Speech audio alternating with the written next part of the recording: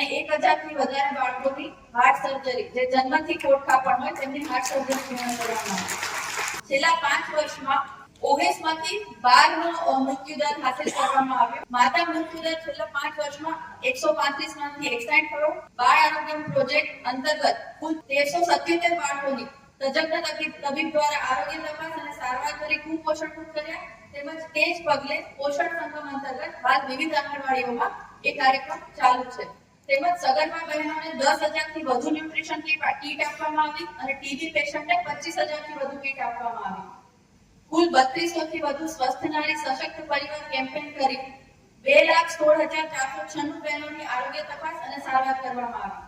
જિલ્લા પંચાયતની ગ્રાન્ટ અંતર્ગત કુલ તમામ સીએચસી અને પીએચસીમાં કુલ 85 લેબર બેડ દ્વારા અદ્યતન સુવિધા આપવામાં આવી।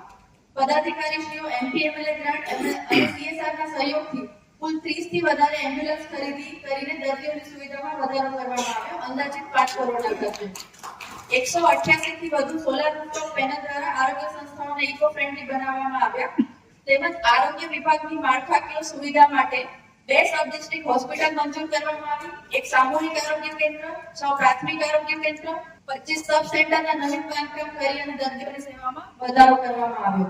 તેમજ ગુણવત્તાસભર સેવાઓ મળી રહે તે માટે 96થી વધારે આરોગ્ય સંસ્થાઓને નેશનલ લેવલે એનપાસ સર્ટિફિકેટ મેળવવામાં આવ્યું, જેમાંથી 15 આરોગ્ય કેન્દ્ર અને 81 આયુષ્માન આરોગ્ય કેન્દ્ર સર્ટિફાઈડ થયેલ છે।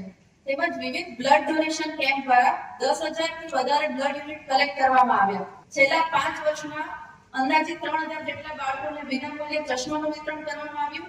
એટલે આ મારું ઇન્ડિપેન્ડન્ટ ફર્સ્ટ પોસ્ટિંગ હતું અને ચૂંટાયેલી પાક સાથે કામ કરીને ઘણું શીખવા મળ્યું।